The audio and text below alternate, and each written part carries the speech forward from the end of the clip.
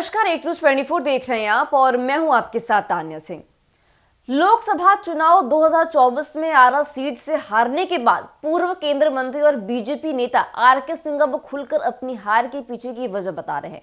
उन्होंने दावा किया है कि बीजेपी के ही कुछ बड़े नेताओं ने उनकी हार सुनिश्चित करने के लिए साजिश रची थी। आरके सिंह का कहना है कि भोजपुरी अभिनेता और गायक पावर स्टार पवन सिंह को निर्दलीय उम्मीदवार के रूप में उतारने के लिए कि बीजेपी नेता ने आर्थिक सहयोग दिया था, जिससे उनका वोट कट गया और उनके हार का सामना करना पड़ा। आरके सिंह, जो पहले आरा लोकसभा निर्वाचन क्षेत्र का प्रतिनिधित्व कर चुके हैं, उन्होंने कहा कि पवन सिंह की कोई गलती नहीं थी। असली दोषी बीजेपी के कुछ नेता थे, जिन्होंने उन्हें निर्दलीय चुनाव लड़ने के लिए प्रेरित किया और समर्थन भी दिया।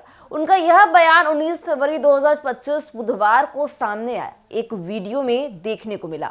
पूर्व केंद्रीय मंत्री ने तरारी ब्लॉक भोजपुर जिले के एक कार्यक्रम के दौरान यह खुलासा किया। उन्होंने कहा कि पवन सिंह को पहले आसनसोल से बीजेपी के टिकट के लिए विचार किया गया था, लेकिन उनके गीतों से जुड़े विवादों के कारण पार्टी ने उन्हें टिकट नहीं दिया। इसके बाद पार्टी के कुछ नेताओं ने उन्हें काराकाट सीट से निर्दलीय के रूप में चुनाव लड़ने के लिए प्रोत्साहित किया।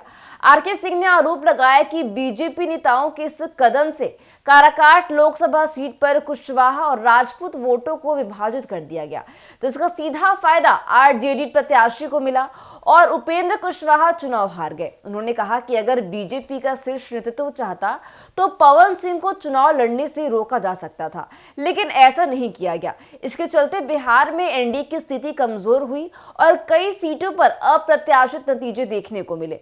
आरके सिंह ने सवाल उठाते हुए यह भी कहा कि अगर बीजेपी का वरिष्ठ नेतृत्व चाहता तो पवन सिंह को निर्दलीय चुनाव लड़ने से रोका जा सकता था। उन्होंने दावा किया कि अगर पार्टी नेतृत्व से पवन सिंह को चुनाव न लड़ने का निर्देश दिया होता तो वह कभी चुनाव नहीं लड़ते, लेकिन जब ऐसा नहीं किया गया तो इससे स्पष्ट होता है कि मेरे खिलाफ साजिश रची गई थी।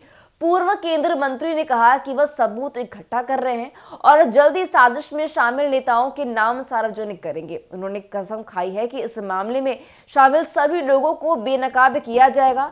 आरके सिंह के इस दावे के बाद बिहार की राजनीति में हलचल तेज हो गई है। बीजेपी के भीतर गुटबाजी की चर्चा पहले से ही थी, लेकिन उस बयान के बाद यह साफ हो गया कि पार्टी के भीतर सब कुछ ठीक नहीं चल रहा।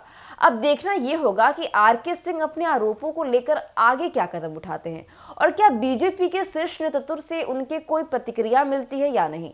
वहीं पवन सिंह की ओर से अभी तक इस मामले पर कोई प्रतिक्रिया नहीं आई है। देखना काफी दिलचस्प होगा। तो तब तक के लिए बने रहिए हमारे साथ और देखते रहिए न्यूज़ 24। धन्यवाद।